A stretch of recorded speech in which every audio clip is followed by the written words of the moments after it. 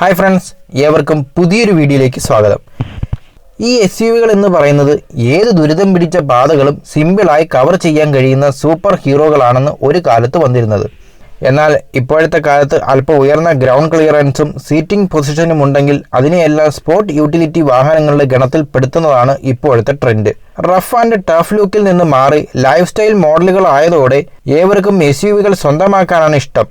ഇക്കാലത്ത് SUV ഇല്ലെന്നും പറഞ്ഞ് പലരും മാറ്റി നിർത്തിയ ബ്രാൻഡായിരുന്നു ഹോണ്ട. ജാപ്പനീസ് ബ്രാൻഡിന്റെ ഭൂതകാലം അറിയാത്തവരായിരിക്കും കൂടുതൽ.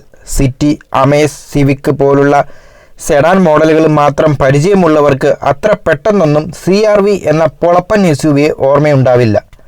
പ്രീമിയം ലക്ഷറി മോഡലുകളുടെ മികച്ചൊരു വാഹനമായിരുന്നു പിൽക്കാലത്ത് ഹോണ്ട CR-V. കരുത്തും സ്റ്റൈലും ഹോണ്ടയുടെ വിശ്വാസ്യതയും കോർത്തിണക്കിയ SUVക്ക് കാര്യമായി ശോഭിക്കാൻ കഴിഞ്ഞില്ല എന്നതാണ് സത്യം. കാലത്തിന് മുമ്പേ വിപണിയിലെത്തിയ വാഹനം എന്ന് വിശേഷിപ്പിച്ചാലും തെറ്റില്ല.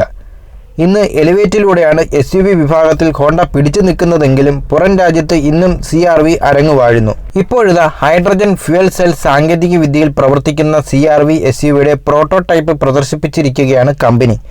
ഹൈഡ്രജൻ ഫ്യൂവൽ സെല്ലും ബാറ്ററി പാക്കും ഉപയോഗിച്ചാണ് ഈ പ്രോട്ടോടൈപ്പിനെ നിർമ്മിച്ചെടുത്തിരിക്കുന്നത്. ഇത് ഹൈഡ്രജൻ ഇന്ധനത്തിലോ പൂർണ്ണമായും ഇലക്ട്രിക് മോഡിലോ പ്രവർത്തിപ്പിക്കാൻ സാധിക്കുന്നു.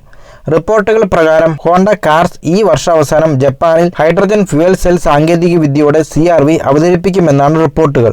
പിന്നീട് അമേരിക്കയിലും SUV എത്താൻ സാധ്യതയുണ്ട്.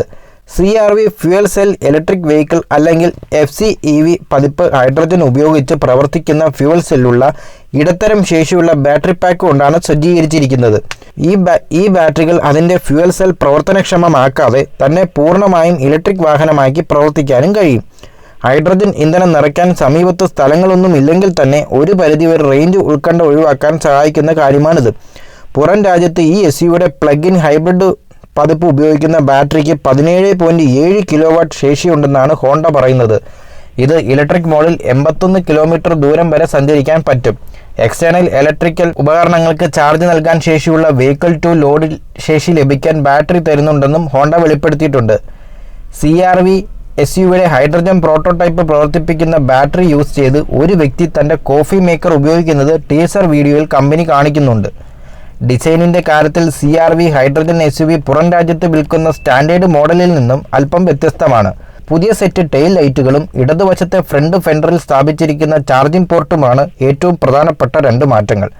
റിപ്പോർട്ടുകൾ പ്രകാരം പ്രതിവർഷം CR-V ഹൈഡ്രജൻ പതിപ്പ് 2000 യൂണിറ്റുകൾ നിർമ്മിക്കാനാണ് ഹോണ്ട തീരുമാനിച്ചിരിക്കുന്നത്. 2021 നിർത്തലാക്കിയ ക്ലാരിറ്റിക്ക് പകരമായി ഇത് വരുമെന്നും പ്രതീക്ഷിക്കുന്നു. ഹോണ്ട ഹരിതമാക്കാനുള്ള ബദൽ ഇന്ധന പരിഹാരമായി ഹൈഡ്രജൻ ഫ്യൂവൽ സെല്ല് കാറുകളെ നേരത്തെ വാദിച്ചിരുന്നു.